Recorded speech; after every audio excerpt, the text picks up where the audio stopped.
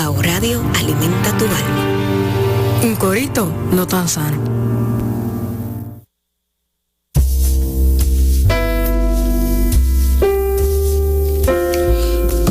Señores, bienvenidos sean todos en esta tarde lluviosísima que promete ser Semana Santa, lluviosísima. Es como el preludio, estos días han sido como el preludio de lo que será una larga semana de lluvias.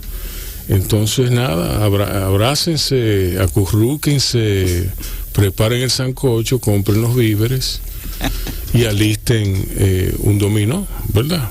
Porque eso es lo que pinta. Entonces olvídense de la salida, a menos que sea a la exposición de Iván Tovar, tú me entiendes, ha probado ser el acabose. Oye, Micaela, hola. Hola. Bienvenida a tu programa. Gracias. Tú que vas a estar de vacaciones itinerantes en estos días. Yo, sí. ¿A dónde yo me voy? Qué vaina, qué cosa. La memoria de esta mujer es una cosa terrible. Pero bueno, ¿no vamos juntos? Sí. No, sí, pero yo digo, me refería... Bueno, está bien, déjalo. Está bien. Yo no me voy para ninguna parte, señores. Ok. La cultura, Micaela, sí vende. Y tienes años diciendo. Y así ha probado serlo. La cultura sí vende porque Iván Tovar... Es todo como tú le empaques y como tú le entregues. Hablamos de eso... sí, hablamos de eso. ¿Tú viste, Tony, la exposición de Tobar? La vi. Tony Ocaña, señores. ¿Qué tú piensas de esa exposición? Mira, lo primero que debo de decir... buenas tardes, escúchame. Buenas tardes a nuestros Buenas invitados. Noches. Buenas noches. Es que está de noche allá afuera. Exacto, sí. Bueno, sí. Más o menos, ¿verdad? Sí. Mira, lo primero que quiero decir es lo siguiente. Yo conocí a Iván, no te voy a decir que fuimos amigos íntimos, pero estuve en su casa, estuve varias veces en su estudio, salimos un par de veces juntos, estuve en mi casa. No, aquí hace ya unos años atrás. En mi opinión, hay dos grandes surrealistas dominicanos. Sí. Jorge Noceda Sánchez, anterior a Iván Tovar. Muy a lo Dalí, eso sí. Y definitivamente Iván. Iván es, en mi opinión, el mejor surrealista dominicano. Tenemos diferentes tipos de artes, ¿no? En cuanto al surrealismo se refiere, en mi opinión es el mejor. En cuanto a la carpa, hay dos cosas que quiero mencionar. Lo primero es que en el Museo de las Casas Reales hay una exposición de bocetos familiares que él dejó en su casa, que se están exponiendo ahí, que son interesantísimos. En cuanto a la carpa, quiero felicitar a los señores RISEC que han patrocinado esto, y a todos los que han tenido que ver con este proyecto, porque definitivamente es muy interesante. A mí me gustó mucho en la parte creativa lo que se hizo ahí. Yo he visto varias exposiciones en España de estas inmersivas que le llaman, ¿no? Me hizo falta el asunto de los lentes, ¿cómo se llaman? De tercera dimensión. De tercera dimensión, virtuales. Sí, porque, por ejemplo, yo he visto exposiciones con los lentes virtuales, esto, donde tú entras, por ejemplo, si es la casa o el estudio del artista, donde tú vas entrando por la casa, por el estudio, y también dentro de los cuadros, que es interesantísimo. Pero lo que se hizo fue extraordinario, el trabajo que se hizo. Y hay que darle mérito a René Brea en ese sentido. ¿Y qué? René Brea creo que estuvo también. Bueno. Estuvo involucrado. Pues mira, lo felicito a todos, e invito a todo el pueblo que vaya a ver las dos exposiciones. Son dos cosas totalmente diferentes, pero interesantísimas las dos. ¿Te refieres a la de los bocetos y a la carpa? ¿Tú fuiste a la carpa? Sí. Qué fabulosa es. Extraordinario. Y tú sabes que la gente como que no ha mencionado mucho, y me gustaría mencionar, independientemente de eso, hay una pieza que es la silla. Esa silla de Iván es una joya. Ay, mira, a mí me voy a meter en rojo, ¿puedo, verdad? Sí, claro. Es que yo no vi el verde del semáforo, nunca lo he visto. A su propio riesgo. Me voy de cabeza, no sé si tiene agua en la piscina. Mira, yo critico a todos los gobiernos de nuestro país, absolutamente a todos, que nunca han apoyado la cultura. A veces dan un toquecito de cultura. En mi opinión, el Estado Dominicano, independientemente de quién gobierne, el Estado Dominicano debería de adquirir obras de artistas consagrados. El caso de Iván Tovar, Domingo Liz, Ramón Oviedo, Gilberto Hernández Ortega, Paul Giudicelli, en fin, unos cuantos, ¿no? Sí. Y deberíamos de tener realmente un museo, porque aquí tampoco hay un museo. Aquí hay una sala de exposiciones que se llama Museo de Arte Moderno. Y esa silla de Iván Tovar, independientemente de uno que otro cuadro también, deberían de formar parte de la colección del Estado Dominicano. Yo le he propuesto... Para preservar, claro. Sí, yo le he propuesto a varios ministros de Cultura, ¿me puedo extender un poco? Sí, sí. Le he propuesto 2 o 3 cosas a varios ministros de Culturas. Lo primero es que debe de haber un liaison entre el Ministerio de Cultura, Relaciones Exteriores y Presidencia. ¿Con qué objetivo? Con que cada vez que el presidente dominicano vaya a visitar un país, sea el país que sea, lo acompaña. Eso se coordina con varios meses de antelación. O sea, un presidente no va a China de hoy a mañana, eso se planifica en enero para ir en octubre. Entonces, que se coordine de estado a estado una exposición. Yo he propuesto Oviedo, pero obviamente de los grandes artistas dominicanos, con una curaduría profesional, no con el sobrino de la amiga, tú sabes, para que en ese país que va a visitar el presidente dominicano se inaugure una gran exposición con el presidente de ese país y el presidente dominicano. Exacto. Eso hace que lo mejor de nuestra cultura sea conocida. Exacto. Y eso hay que hacerlo, porque nosotros no podemos vivir solamente de ron y playa. O sea, y de reggaetón ahora. De reggaetón. Cuando tú vas a París, si tú no fuiste a los museos, tú no fuiste a París. Si tú vas a Madrid, lo mismo en Nueva York. En Nueva York, cualquier gran ciudad. Sí. Entonces nosotros tenemos que crear un turismo cultural, que es el que más dinero deja al país. Eso por un lado. Lo otro es que considero que el Estado Dominicano debería hacer museos. Por ejemplo, se puede hacer un museo Iván Tovar, un museo Ramón Oviedo, un museo Paul Giudicelli, y estoy seguro que muchos de los coleccionistas, en mi caso definitivamente que sí, estaríamos en la mejor disposición de prestar claro, de 10 o 20 años obras para que el Estado solamente tenga que invertir en la parte física, y le sobran propiedades donde esto se puede hacer.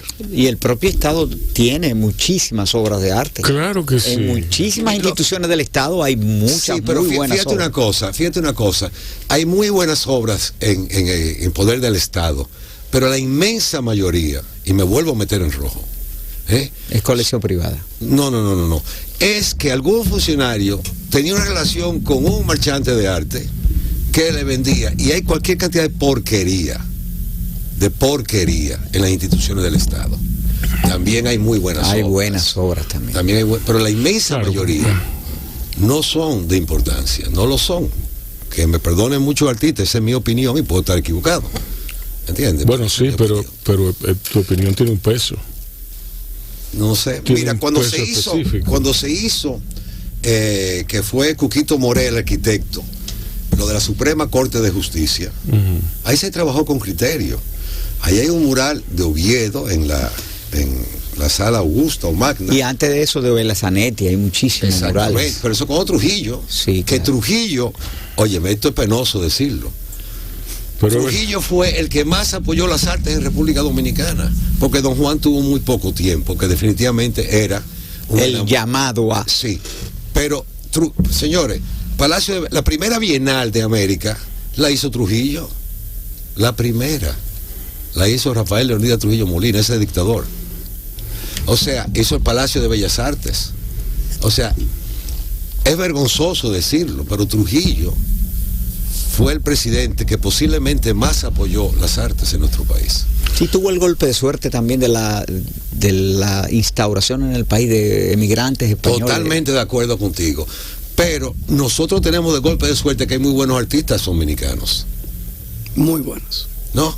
Entonces, yo no entiendo, honestamente yo no entiendo cómo nuestros gobiernos, generalizo, va con todos. Realmente no se han ocupado de eso. Mira, yo te puedo contar 1000 experiencias que yo he tenido. A mí me llama una vez un embajador de Europa, hace unos años atrás, y me dice, mire, que estoy organizando una exposición de los 40 grandes maestros dominicanos aquí. Digo, un momentito, yo conozco 3. ¿Dónde están los otros 37? 3. En mi opinión. Me imagino que Gilberto Hernández Ortega tiene que ser uno de esos 3. Por supuesto. Y Paul Giudicelli. Claro. Y Ramón Oviedo. ¿Esos son los 3? Yo creo que quizás se le podrían agregar 3 más. Yo creo que tú puedes agregar gente como Iván Tovar, ¿entiendes? Tú puedes agregar... Celeste Bosigil. Yo respeto lo que fue Celeste Bosigil en su momento. Ese espíritu contestatario de doña Celeste es importantísimo, la redimensiona. Pero exactamente. Celeste Bosigil celebró su divorcio. Sí. Hizo una fiesta por su divorcio. No, mira, tiene todo el mérito. Pero en cuanto a su arte se refiere, por ejemplo, para mí Ada Balcácer evolucionó 1000 veces más y es una de las grandes maestras. Tú me decías, dime 3 más. Ada Balcácer debería estar ahí, por supuesto que sí. Uno que no se habla mucho, que en mi opinión es un gran artista, José Rincón Mora. O sea, sí tenemos, yo dije 3 por decir, pero que son pocos los que realmente maestros consagrados. Pero claro, esta persona, yo le pedí los nombres y yo no conocía 40 de esas personas, porque es que no hay una cultura. Búscame un ministro, un agregado cultural, uno, en nuestras tantas embajadas en el mundo, que tú digas, ese agregado cultural ha hecho el trabajo por el que se le paga para dar a conocer la cultura dominicana en el país donde está. ¿Quién es? No sé. Yo tampoco. No sé, mi catálogo no llega ahí. El mío tampoco. Yo, agregado cultural, creo que como embajador, José Antonio Rodríguez intentó hacer una exposición. Creo que lo intentó. No sé si al final se pudo materializar. A José Antonio le propuse yo lo de que cuando los presidentes vayan a viajar hagan ese trabajo para que se inaugurara una gran exposición de pintura dominicana con el presidente al que se de turno. Sí, eso yo se lo propuse a José Antonio. Creo que no se hizo cuando él era ministro de Cultura. Sí. José Antonio es amigo mío, valga la aclaración. Sí. Pero bueno, Pedro Pablo, ¿y tú no recuerdas a ningún agregado cultural así que haya sido? Es que no, porque es que no. Pero vamos no sé más si lejos. Pedro Pey fue agregado cultural. Pedro Pey, no, hombre, no, jamás. Agregado cultural de la cafetera. De la cafetera del Conde. La Feria del Libro está dedicada a él. Uno de los mejores escritores dominicanos y cuidado si el mejor.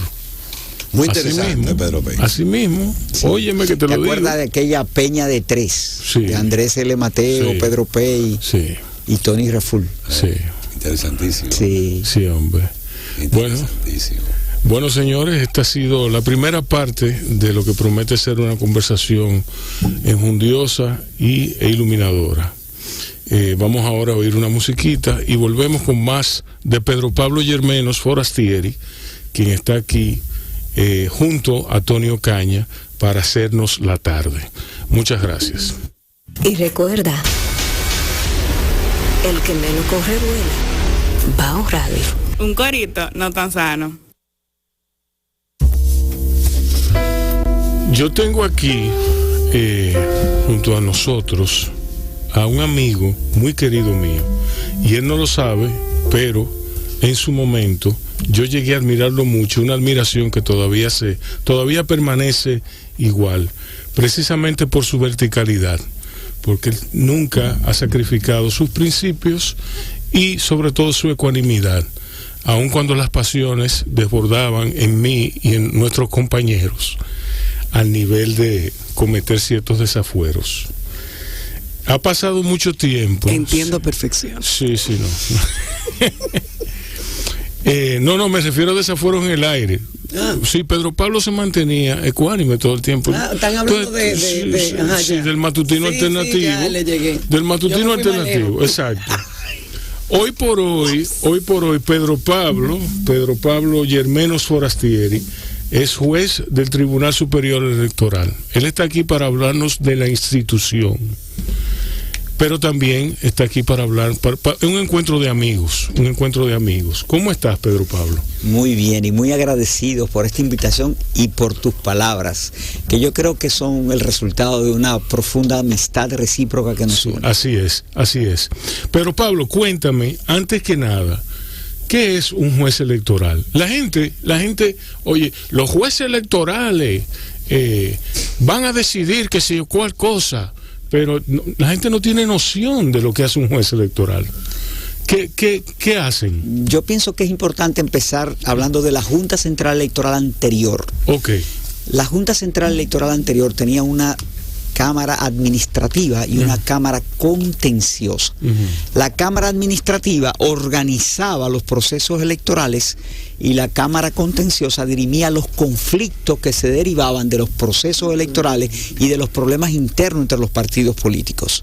En el año 2010 la Junta fue transformada porque lo que era la Cámara Contenciosa se separa de la Junta Central Electoral y se crea el Tribunal Superior Electoral. O sea, cambió el modelo del sistema electoral dominicano para crear dos organismos, uno administrativo que organiza el proceso, que es la Junta Central Electoral, y el Tribunal Superior Electoral, que es que conoce los conflictos que se producen a raíz de las elecciones o entre los partidos políticos a lo interno o entre ellos mismos. Pero anteriormente, el hecho de que en la Junta estaba todo. De que funcionaran juntos, eso daba espacio a suspicacia, daba espacio a... ¿Por qué se hace? Fíjate, eran jueces o miembros distintos. Unos miembros pertenecían a la Cámara Administrativa y otros a la Cámara Contenciosa. Para algunas cosas se reunían todos y formaban el pleno conjunto de la Junta Central Electoral. Pero ya con eso, con el nuevo modelo ya se separó y ahora existe la Junta Central Electoral, lo que antes era solo la Cámara Administrativa y el Tribunal Superior Electoral. Además de lo que le he dicho, de resolver los conflictos entre los partidos, el Tribunal Superior Electoral tiene que ver con las rectificaciones de los errores en las actas del Estado Civil, que aquí en el país son millones las personas que tienen problemas o en su acta de nacimiento o en el acta de defunción de un pariente que murió o en su acta de matrimonio. En el acta de matrimonio, sí. Y nosotros somos los que resolvemos eso. Yo le tengo una pregunta, ¿y eso mundialmente es así? ¿La separación? No, los sistemas varían. En algunos países sigue siendo como el modelo que teníamos nosotros y en otros son como nosotros ahora lo tenemos, separados los dos organismos. Pero ¿por qué se separan? ¿Por qué llegamos a esa coyuntura? Es la elección de un sistema electoral. Los países optan por el sistema electoral que prefieren. Yo creo que es mucho mejor que estén separados como estamos ahora. Mayormente es así, separado. Es lo que suele primar y cada día se incorporan más organismos separados. ¿De qué manera, hasta dónde es eso un índice del desarrollo de un país? Sí, yo creo que eso tiene que ver con la especialización, que es un signo de avance en los pueblos en todas las direcciones. En consecuencia, nosotros somos un tribunal especializado en la problemática electoral. Nos designa el Consejo Nacional de la Magistratura, que está formado por el presidente de la República, el presidente de la Suprema Corte de Justicia y otro juez de la Suprema, el presidente del Senado y otro senador que sea de un partido diferente al del presidente del Senado y que represente la segunda mayoría. También el presidente de la Cámara de Diputados y un diputado adicional que también sea del segundo partido y que represente la segunda mayoría. Y el procurador, en este caso la Procuradora General de la República. Ahora se habla de cambios posibles en la Constitución de la República, donde se pretende modificar la composición del Consejo Nacional de la Magistratura para sacar de ahí el Procurador General de la República. ¿Cómo facilita? Adentro de lo de la justicia electoral. O sea, sacarlo del Consejo Nacional de la Magistratura, que es el organismo que designa a los jueces del Tribunal Superior Electoral. Claro, de acuerdo, entiendo. ¿Por qué se sacaría Bueno, porque él puede poner a quien él le da la gana. No, porque hay un grupo. Sí, bueno, pero él puede sugestionar. Bueno, el presidente de la República, en el modelo dominicano, quien nombra al presidente de la República es el al Procurador General de la República, es el presidente de la República. Exacto. Entonces, al tener el voto de él y tener el del procurador, se le está dando como una especie de privilegio al presidente de la República, y por demás hay algo que realmente creo que, siendo honesto, debe ser criticado. Como son 8 los miembros del Consejo Nacional de la Magistratura, existe la posibilidad de una votación empate. ¿Y cuál fue la solución que se encontró? Que el presidente de la República decide, o sea que tiene un voto privilegiado. Si hay un empate 4-4, por quien vote el presidente es el que decide. Y eso creo que realmente no es auténticamente democrático. Con este cambio bajaría a 7 y ya dependiendo yo creo que, no sé si a 7, pero creo que lo que estaría claro que sería un número impar. Porque eso es algo insólito, que un organismo colegiado esté formado por un número par de personas. Claro. Qué bien, eso aclara muchas cosas. El tribunal tiene una duración de 4 años, son 5 jueces que lo componen, tienen 5 suplentes también, lo cual a mí también me parece algo realmente innecesario. Los suplentes casi no participan, es muy raro que los suplentes participen. Sí. Es junto a la Junta Central Electoral los únicos organismos colegiados que tienen suplente. La Suprema Corte no tiene, el Tribunal Constitucional no tiene. El Tribunal Superior Electoral forma parte de lo que se llaman las altas cortes, que son 3, el Tribunal Constitucional, la Suprema Corte de Justicia y el Tribunal Superior Electoral. Ahora, la Suprema Corte de Justicia, que es una alta corte, es quien preside uno de los poderes del Estado, que es el Poder Judicial. El Tribunal Superior Electoral y el Tribunal Constitucional son de los denominados organismos extrapoder. O sea, no se le ubica en ninguno de los 3 poderes clásicos del Estado. Una denominación que viene de Montesquieu, que ya realmente ha perdido vigencia. Hoy ya eso de los 3 poderes del Estado no es tan así como era, sino que ahora se considera que hay otros poderes, entre ellos el poder electoral y el poder constitucional. Yo creo que dentro de las 3 altas cortes hay que admitir que el Tribunal Constitucional tiene una especie de supremacía, porque las decisiones tanto de la Suprema Corte de Justicia como de nuestro propio tribunal pueden ser revisadas por el Tribunal Constitucional. Y resulta que quien tiene la última palabra es el Tribunal Constitucional. Es decir, las sentencias emitidas por el Tribunal Constitucional se dice que se imponen a todos los demás poderes del Estado. O sea, hay que acatarlas sí o sí. En consecuencia, es una alta corte especial. Ok, wow, pero yo pensaba que la Suprema Corte era Batuta y Constitución. La Suprema Corte de Justicia es el organismo más importante dentro del Poder Judicial. Dentro del Poder Judicial. Pero si tú esgrimes que una sentencia de la Suprema Corte de Justicia implica una violación a la Constitución de la República o a un derecho fundamental, tú puedes recurrir esa sentencia ante el Tribunal Constitucional. Sí. Y si el Tribunal Constitucional te da ganancia de causa, lo que se impone es la decisión del Tribunal Constitucional. Qué bien, qué bien. Digo, y lo mismo pasa con las decisiones nuestras. Sino que eso me aclara mucho. Oye, uno sabe cómo funciona la cosa. Sí. Y el Tribunal Superior Electoral es realmente el tribunal de la democracia, es el tribunal político del país. ¿Cuáles han sido los momentos en la historia de la Junta del Tribunal Electoral, los grandes momentos de cambio que lo Recuérdate, llevan? Rubén, que es un tribunal joven. Fue en el año 2010, empezó a operar en el 2011. Exacto. Acabamos de celebrar los 10 años del Tribunal Superior Electoral. Bueno, pues no tiene... Es un tribunal joven, pero en los procesos electorales, sobre todo en el proceso electoral recién pasado, es donde se producen los momentos más álgidos, más estelares del Tribunal Superior Electoral. Y el trabajo realmente es frenético, porque entran demandas diariamente por decenas. Recuérdate que tú eres candidato a regidor de un municipio de la frontera del país y tú alegas que a ti se te hizo un fraude y que por eso tú no fuiste electo. El Tribunal Superior Electoral es quien dirime eso. Sí. Y así con los diputados, así con los senadores, y así incluso con los candidatos presidenciales. Tú quieres formar un partido político. Juez alterno que tienen ustedes. Mándelo para la frontera para que hagan investigación. Para que se ganen su cuarto. Los suplentes. Claro, los suplentes.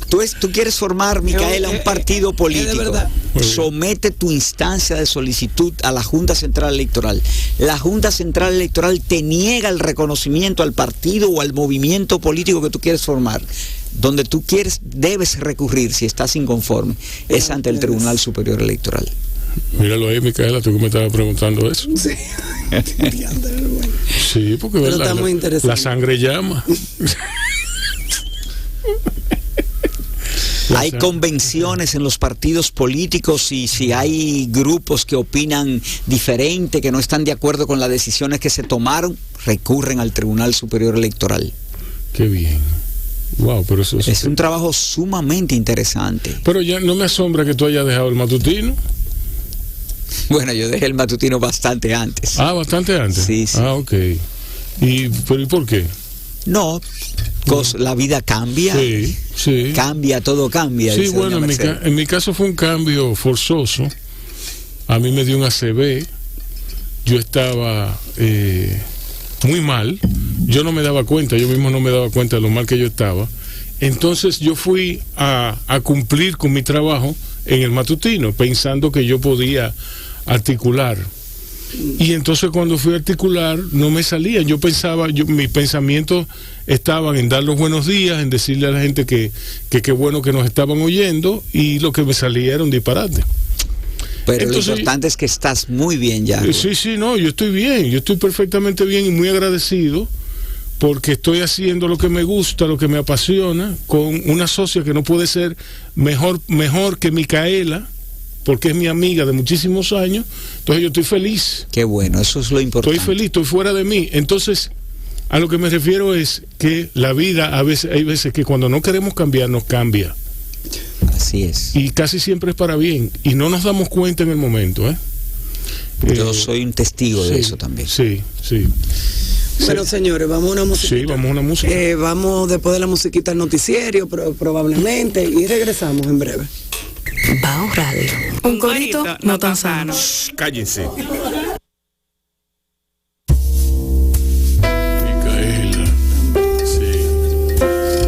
Miren, señores, estoy aquí con Tony Ocaña, espérate, Tony.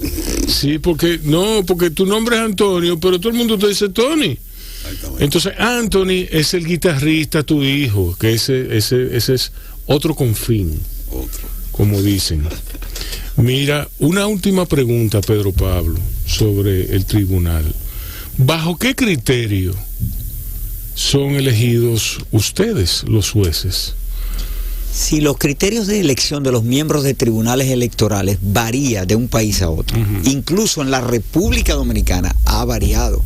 Los sistemas son fundamentalmente tres. O los partidos políticos se ponen de acuerdo para seleccionar un integrante por cada partido político, por lo menos de los mayoritarios, y ese es el criterio en que todos son políticos. Otro criterio puede ser mixto, bueno, una parte de políticos y otra parte de personas no políticas. En el caso del actual Tribunal Superior Electoral, el criterio que primó fue el de no militancia partidaria. Y los 5 integrantes, los jueces titulares del Tribunal Superior Electoral no tenían militancia política, por lo menos en los años recientes. De tal manera que 3 de los actuales jueces del Tribunal Superior Electoral vienen del Poder Judicial, uno con más de 30 años, otro con más de 20 años, dentro del Poder Judicial. O sea, eran jueces ordinarios y pasaron a ser ahora jueces electorales. Y 2 venimos del ejercicio profesional. La magistrada Rosa Pérez y yo éramos abogados en ejercicio, y ahora somos jueces. Pero tú puedes aún así tener una afiliación política o alguna simpatía. Pero el criterio fue... Pero tú no tenías, a mí me consta que no tenías. Exacto, y ahora imposible, Rubén. Imposible. O sea, ahora si tú eres un árbitro, tú no puedes tomar partido, imposible, de ninguna manera. Y no podemos hacer absolutamente nada más. Lo único que está permitido y que es compatible con el ejercicio de ser juez electoral es ser docente.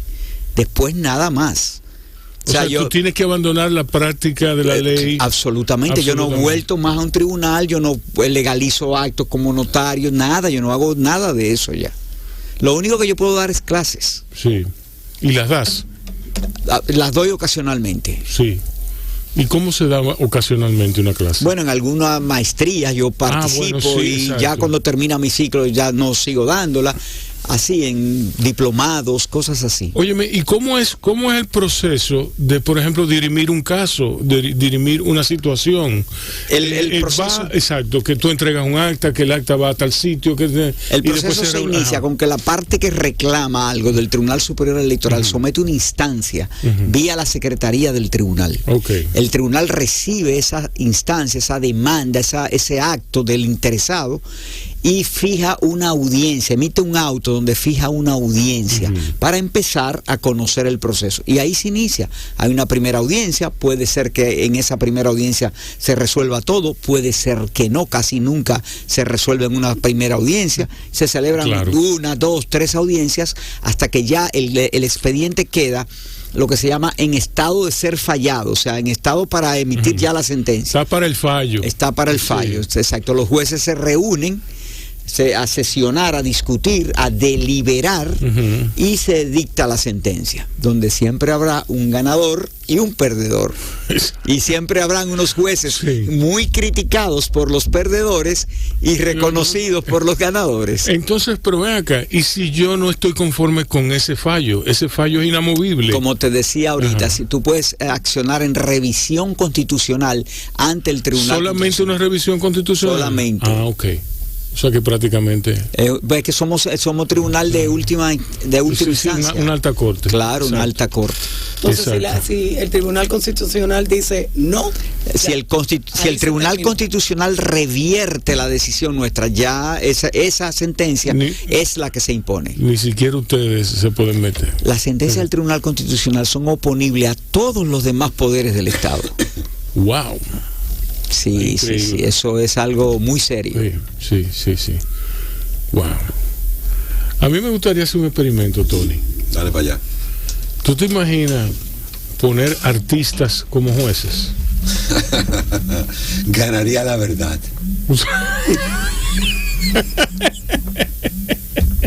Tony, recuérdate que tú estás al lado de un juez electoral que lo puedes herir. Sí, en lo profesional.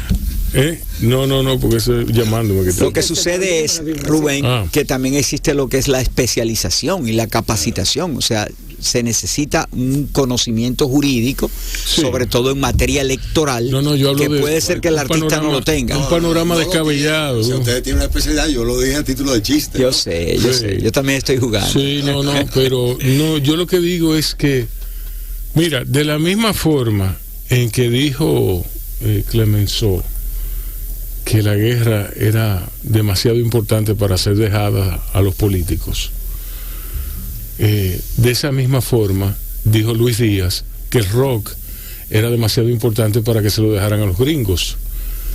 ¿Entiendes? Entonces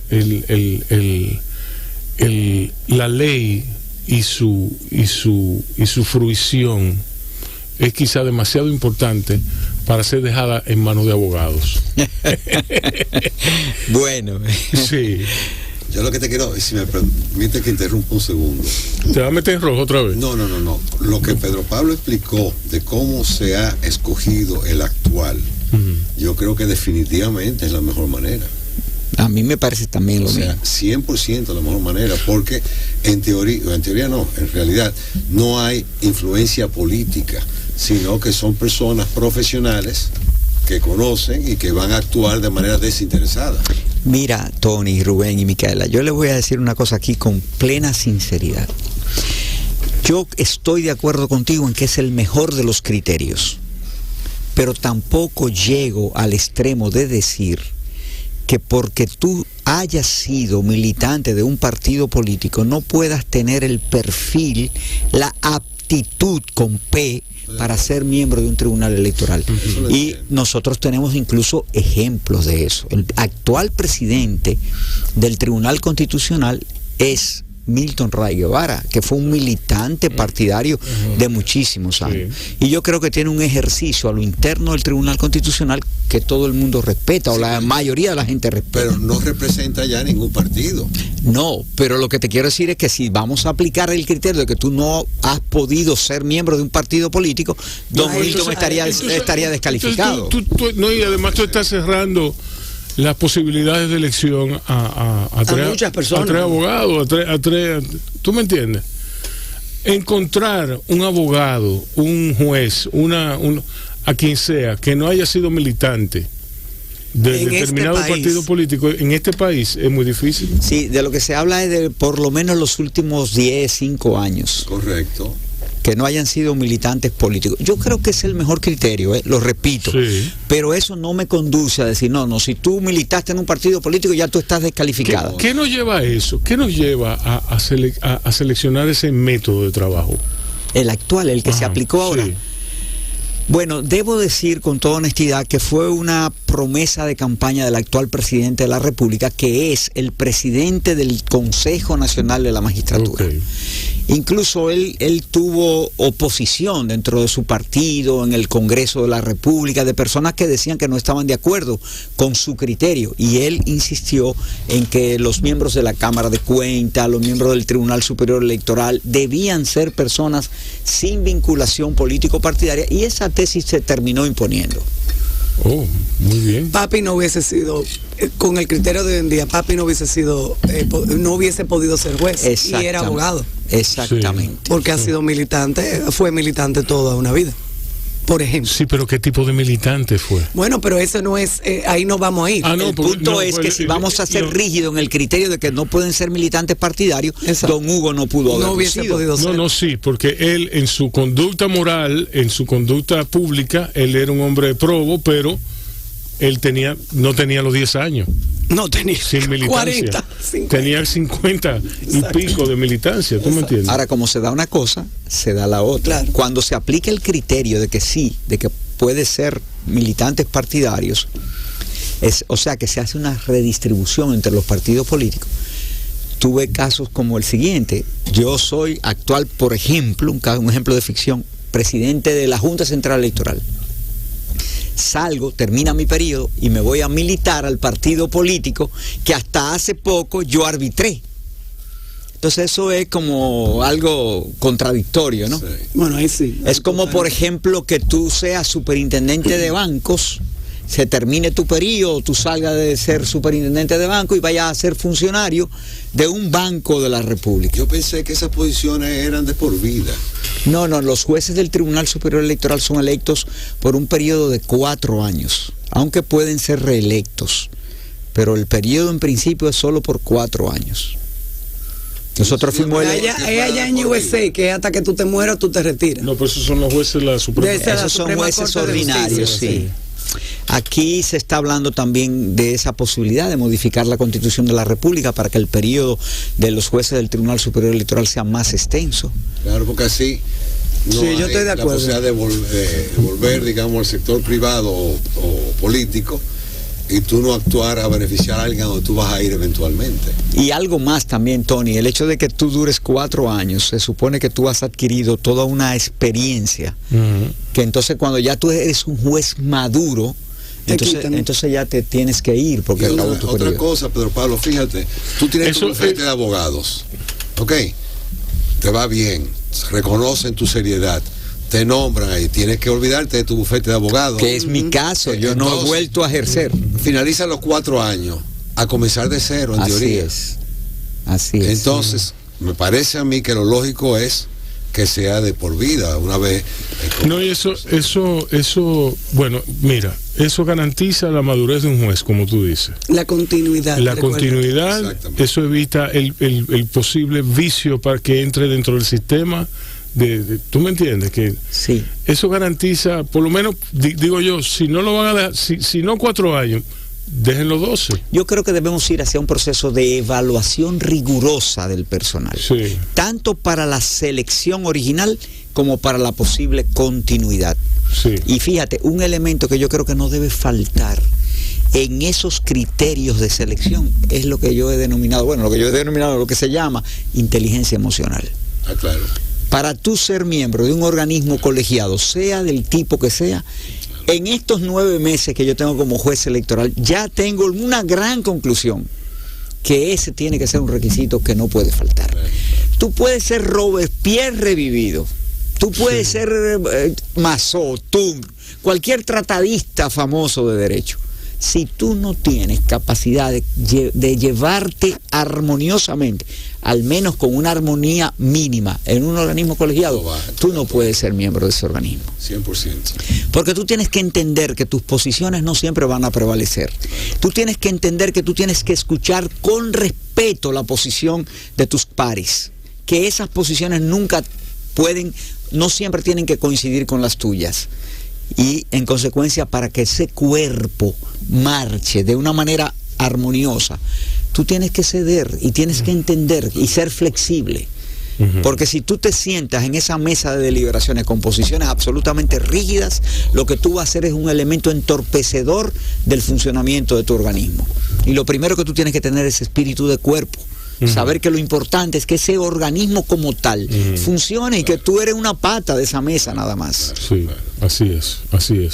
Entonces a eso yo aspiraría, que al final de mi periodo el Consejo Nacional de la Magistratura, con esta o con otra composición, me someta a una evaluación rigurosa, que determine si mi paso por ese tribunal durante 4 años merece que yo pueda continuar. Es lo más lógico. Tony, eso es lo que debiera ser. Viniendo tú de la banca internacional, ¿qué lecciones tú aprenderías ahí? ¿O qué lecciones aprendiste tú ahí en términos de negociación? No, lo que él acaba de decir, fíjate, cuando tú vas a una negociación y tú quieres imponer, no hay negociación. Sí. Tú tienes que incluso estar dispuesto a reconocer. It's a takeover si no hay negociación. Sí, claro. Tú tienes que estar dispuesto a reconocer que tú puedes estar equivocado. Y ahí es lo que mencionaba Pedro Pablo. O sea, es que yo me identifico 100% con lo que él ha dicho. No solamente para esa posición, sino para cualquier negociador. Claro. Wow. Sí. No, yo sé. Yo entiendo. Señores, estamos aquí en Bajo Radio con Antonio Caña y Pedro Pablo Yermenos. Vamos a despedir a Pedro Pablo. Pedro Pablo, un honor. No, por favor. Tenerte aquí conmigo, con nosotros. Qué bueno que estás aquí, que estuviste aquí. Y bienvenido. Bao es tuyo. Gracias, Rubén, Micael, estoy a la orden. Tony, un placer haber compartido. Es mío, no me lo quite. No lo dividimos, entonces. Okay. Está negociado. O sea que te admiro mucho. Yo a ti. Gracias. ¿Algunas redes sociales? ¿No es obligado? Sí, yo estoy en Facebook y en Twitter. Bueno, perfecto, ya saben. Entonces vamos a regresar a una musiquita y regresamos en breve con Tony. Ok. Dios, Freddy, si tú estás oyendo, por Dios, atenta el celular. Pues rebaloso ese Freddy, ¿oíste? Siempre. Lo bueno del caso es que no lo tengo como Freddy, lo tengo como tío Freddy. Yo siempre lo jodo, digo, Freddy, Sí, Jesús. sí. Tony. Freddy Danilo Ginebra. Sí, Freddy Danilo, ese es su nombre. Tony, hazme un cuento de Oviedo que yo no me sepa. Yo me sé muchos cuentos de Oviedo. Pues entonces no lo pongas tan difícil. No, porque que mira, yo sé que Oviedo era un gran dibujante. ¿Por qué? Porque un gran dibujante solamente puede abstraer su pensamiento, abstraer su talento y plasmar las pinturas que él hacía. Y como yo sé que él dibujaba bien, porque el señor Roland, mi mentor y jefe en Revista Mercado, me dijo que él fue que dibujó el primer boceto, desde el primer boceto hasta el último, del indio de la galleta guarina. Sí. Y para eso, o sea, para eso hay que tener un talento, ¿tú me entiendes? Porque él venía de las agencias, él bebió de esa. Es que más para atrás. Más para atrás. Mucho más para atrás. Dale, mira. me voy más para atrás. No, de tu mano. Yo te agarro de la mano y me voy para atrás. Oviedo nace en Barahona. Ajá. La Barahona de aquel entonces, 1924, obviamente. era un pueblecito con una callecita de polvo. Y Oviedo de niño con los deditos dibujaba en el polvo. Que yo por eso siempre le dije a él, usted pintaba antes de nacer, usted pintaba en el vientre de su madre, pintaba todas las paredes, etcétera. Sus padres se divorcian y su padre viene a Santo Domingo. Y siendo un jovencito, menos de 10 años, él lo mandan a Santo Domingo donde el padre. Oviedo, hay muchas anécdotas, muchas cosas que suceden en ese tiempo, como que, por ejemplo, él andaba con una cajita de limpiabota, con brocha y con pintura. Y él pintaba logos. Un día en una exposición que yo hice, don Papucho Morales de la Mercedes-Benz me dijo a mí, en una exposición del maestro Oviedo que estaba haciendo, yo hice muchas del maestro Oviedo en Europa, Estados Unidos, Sudamérica, aquí, etcétera. Me dice a mí, Ocaña, yo quisiera saludar y conocer al maestro Oviedo. Digo, sí, hombre, ¿cómo no? Y se lo presento, y Papucho Morales le dice al maestro, le dice, mire, en el año tal, un jovencito vino con una caja de limpiabota y unos lápices, unos pinceles y una pintura, y me pintó un logo de Mercedes-Benz que yo todavía conservo porque era perfecto. ¿Esa era familia suya? Dice, no, ese era yo. Oviedo pintaba los afiches de los cines. Sí. Antes, las películas, no había lo que hay hoy en día de poteo, y él los pintaba. Sí. Lo que le voy a decir le va a sorprender a Micaela ahora. Que era una carrera. Sí. El pintar los afiches de los cines, y el papá de Amanda Libotti era un pintor de portadas de libros. Sí, que era así. Y eso era. Pero déjame sorprender a Micaela. Ajá. El abuelo de Micaela dirigía el Instituto Cartográfico Dominicano. Sí. Oviedo fue el gran dibujante que trabajó con tu abuelo y el gran cartógrafo. Y tanto así que tu abuelo lo manda a la Escuela Militar Americana en Panamá. Y allá él se destaca como el mejor dibujante de cartográfico. Y le llaman The Human Machine, la máquina humana. Luego de eso, Oviedo, como tú señalabas ahorita, entra en el campo de la publicidad como creativo. Sí. No sé si fue la primera publicidad en República Dominicana, creo que sí, pero no lo puedo asegurar. En Reto creo que fue. Y en el Conde, la que está exactamente. En el Conde. Y ahí él crea muchos logos de empresa, incluyendo el que tú acabas de mencionar de Guarina, pero el de la soda Enriquillo, por ejemplo, y así muchos más. Eventualmente, Oviedo se sigue desarrollando ahí, pero Oviedo viene pintando desde siempre. Lo que pasa es que Oviedo regalaba los cuadros, porque él necesitaba practicar. Oviedo, por ejemplo, se sentaba en el Parque Colón, te digo, antes de ser un pintor reconocido, con su libreta y su lápiz, y él dibujaba a la gente caminando. A veces la persona acababa de doblar la calle, en la esquina, y él lo que le podía coger era el brazo. Y de ahí viene el movimiento en la obra de Oviedo. Sí. La obra de Oviedo, primero, Oviedo es el gran dibujante dominicano, es el gran colorista dominicano, es el gran muralista dominicano, y es el gran pintor dominicano. Y si nos vamos a la parte social, te quiero llevar al año 65.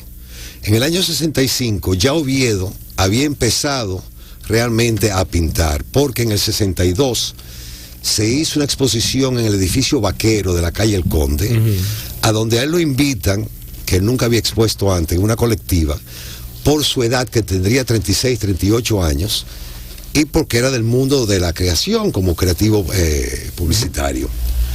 Al día siguiente, la crítica de quien habla es de Ramón Oviedo, lo cual le crea mucho celo con los otros pintores, ¿no? Y Oviedo ya está pintando en esa época.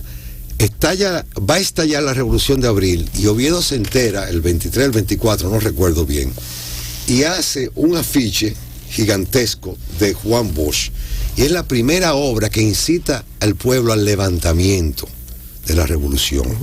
Silvano Lora crea el Comité Cultural, ¿cómo se llamaba?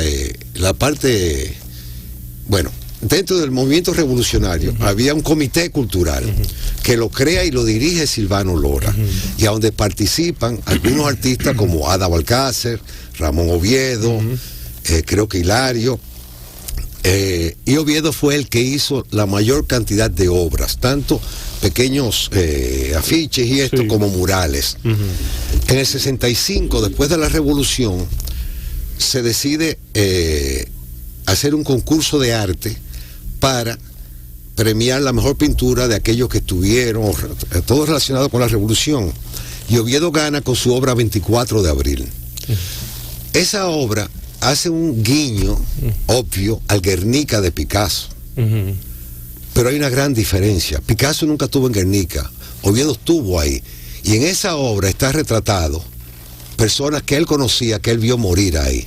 Sí. Por eso yo siempre he dicho y le he pedido a diferentes ministros de cultura y a funcionarios del actual gobierno que esa obra tiene que ser adquirida por el Estado Dominicano para ser expuesta de manera permanente, para que el pueblo dominicano conozca de esa obra. Eso en el 65. Él gana el primer premio con la obra 24 de abril. Él participa en el concurso de arte León Jiménez en el 69 y gana el primer premio de pintura. Decide participar en el 70 en el concurso de León Jiménez, que era el concurso más importante que había en aquel entonces en el país y que lo sigue siendo independientemente de la Bienal. Y en el 70 vuelve y gana el primer premio de pintura. Ahí Oviedo decide no participar más en concursos. Pero en el 1974, reanudada la Bienal, se decide crear un gran premio que sea el primer gran premio de honor, que independientemente de la disciplina, ya sea pintura, dibujo, escultura, lo que fuera, se considerara la mejor obra, y que iba a dirigir ese jurado de premiación José Gómez Sicre, probablemente el crítico de arte más importante de América Latina, que dirigía el Museo de la OEA en Washington. Y ahí Oviedo decide participar. Oviedo gana el primer gran premio de honor. Y a partir de ese momento ya decide no participar más. Hay mil anécdotas que te puedo contar de Oviedo, nuestros viajes, nuestras exposiciones. Yo recuerdo que al maestro yo lo conocí en tu casa una tarde, era temprano, como las 2 de la tarde. Yo lo recuerdo como una persona tranquila y parsimoniosa, de unos movimientos casi estudiados. Sí. No existían para él los movimientos rápidos. Él como que se movía lentamente, con una armonía. Todo él parecía armonía. Y él hablaba en un tono súper tranquilo. Y yo recuerdo que yo me adormecí. Y él fue como arrullándome, contándome de sus abstracciones, y él fue un viaje esa entrevista. Sí, mira, ¿Cómo era él? Mira, el maestro Oviedo es probablemente uno de los hombres más humildes que yo he conocido, con una gran cultura. A él no le interesaba hablar de lo que él sabía, a él le interesaba crear. Oviedo, el maestro, él tenía y ahorita vuelvo para atrás, él tenía una pesadilla recurrente, y era que se había repetido, porque él no concebía la repetición en la creación. Y si tú ves una obra de Oviedo, cada obra de Oviedo es una obra diferente, totalmente diferente, pero siempre acertando. Yo recuerdo que Marcel Marceau, el famoso mimo, que fue a casa varias veces para conversar con Oviedo, en una ocasión Marcel hablaba inglés y francés, yo estaba en el medio, que habló español e inglés, y Oviedo a la derecha, que solamente hablaba español. Y en un momento Oviedo está ido, y yo le digo a Oviedo, maestro, intégrese, pero Oviedo no me escuchó. Y me dice Marcel, ¿qué tú le dijiste? Digo, no, que se integre. Me dice, no, yo estoy viendo a la creación. Claro.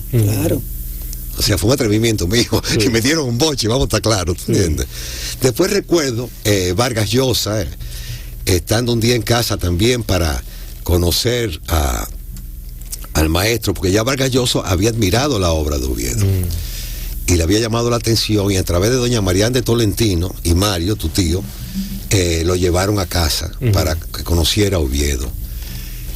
Y recuerdo que Mario Vargas Llosa le dice a Oviedo, ¿qué usted opina de la obra de un artista, no me acuerdo, el nombre del artista. Siempre digo que, vamos a suponer que se llamara Shakespeare.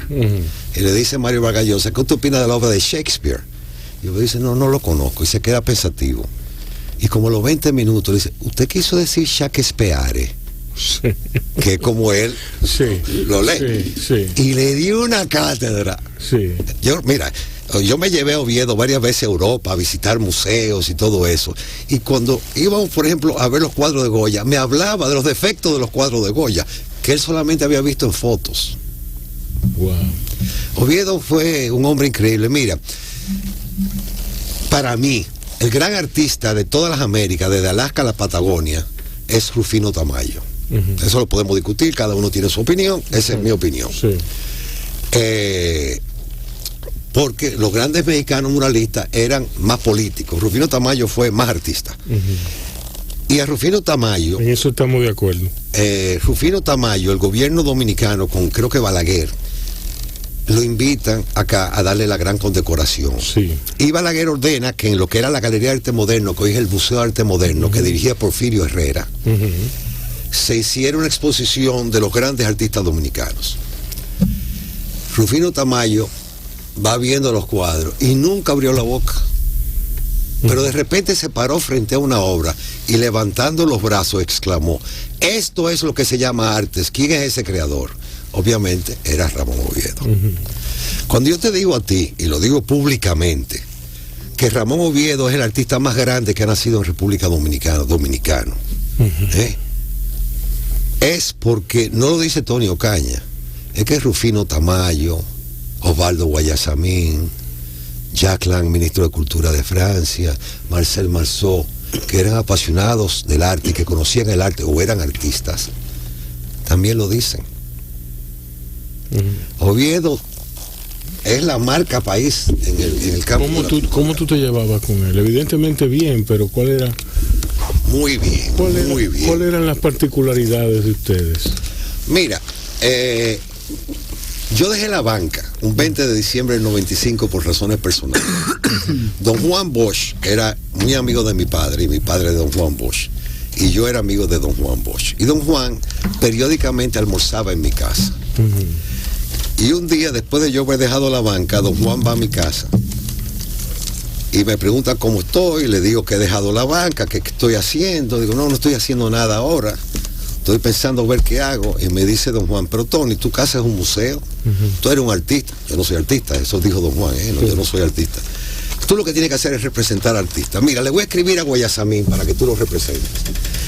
Y Don Juan le manda una carta a Osvaldo Guayasamín, el gran artista ecuatoriano y latinoamericano, hablándole de mí.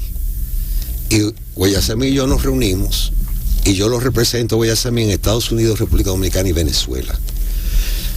Con el compromiso de representar a Guayasamín, yo tengo que representar, en mi opinión, ¿verdad?, al mejor artista de la República Dominicana, que para mí era Oviedo.